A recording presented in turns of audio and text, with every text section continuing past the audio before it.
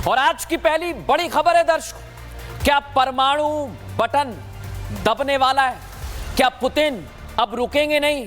यह इसलिए कहा जा रहा है क्योंकि यूक्रेन ने रूस पर हमला किया है और उसके बाद पुतिन लगातार बैठक ले रहे हैं दर्शकों। और आज आपको बताऊंगा दर्शकों, रूस ने कई सारे दावे कर दिए हैं। इस बीच बड़ी खबर मेरे पास है, रूस ने बिना शर्त युद्ध विराम खारिज कर दिया है। शांति वार्ता में शामिल यूक्रेन के वार्ताकार का दावा सामने आया है दर्शकों।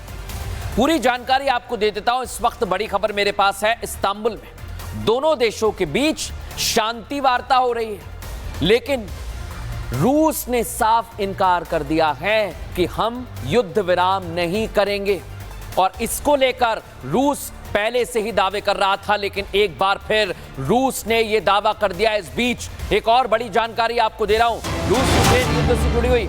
यूक्रेन के ज़ैपोरिज़िया और ओब्लास्ट, ज़ैपोरिज़िया ओब्लास्ट के पास के इलाके हैं दर्शकों, जहां पर रूसी हमला सामने आया है। इमरजेंसी सर्विसेज के 12 कर्मचारी घायल हुए हैं। और यह इलाका आपको बताऊं, मध्य क्षेत्र जो यूक्रेन का है उससे आगे की तरफ आप बढ़ेंगे वहां पर आएगा।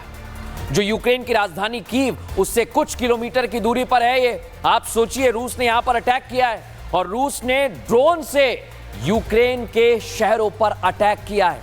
लेकिन ये जो इलाका है ज़ैपोरिज़िया का, ये बहुत गंभीर इलाका है दर्शक, इसलिए क्योंकि यहां पर पहले से यूक्रेनी सैन्य बेसिस की जानकारी रूस को थी और फिर एक बार वहीं निशाना बनाया गया।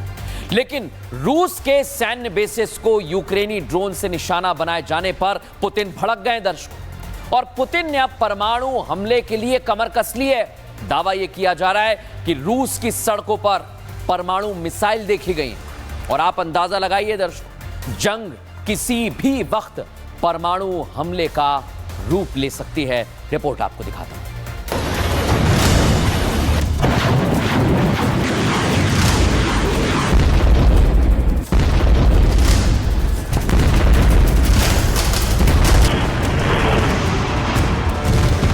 रूस यूक्रेन जंग के बीच अब परमाणु हमले का काउंटडाउन शुरू हो गया है।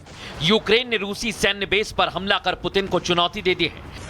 यूक्रेन ने रूसी सैन्य बेस पर जिस तरह से तबाही मचाई है, उससे साफ है कि अब पुतिन शांत बैठने वाले नहीं हैं। पुतिन ने यूक्रेन पर बड़े हमले की तैयारी शुरू कर दी है। रूस में एटमी हथियारों का मूवमेंट देखा गया है। रूस की सड़कों पर एटमी मिसाइलों का काफिला भी निकला। इस बीच एटमी कमांड सेंटर में बड़ी बैठक हुई है। पुतिन ने पहले ही चेतावनी दी थी कि अगर रूस के अस्तित्व पर खतरा पैदा हुआ तो हमला करेंगे। ऐसे में अब सवाल ये कि अब क्या वैसे ही हालात पैदा हो गए हैं?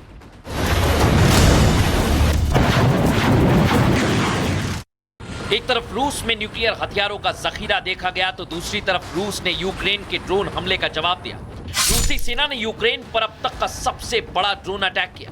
रूस ने एक दिन में 472 ड्रोन और 7 मिसाइलों से हमला किया। इस दौरान Su-34 से यूक्रेनी सैन्य ठिकानों पर बमबारी की गई। रूस के हमले में यूक्रेन के 12 सैनिक मारे गए, जबकि 60 से ज्यादा सैनिकों के घायल होने की खबर है। रूस के इस हमले के बाद यूक्रेन के वरिष्ठ सैन्य कमांडर मिखाइलो ने इस्तीफा दे दिया। रूस के इस हमले के बाद जंग और भड़क सकती है। रूस और यूक्रेन के बीच एक तरफ जहां जंग भड़कती जा रही है, तो वहीं दूसरी तरफ दोनों देश सीज फायर के लिए बैठक भी कर रहे हैं। इस्तांबुल में रूस और यूक्रेन के बीच एक बार फिर शांति वार्ता पर बातचीत हुई।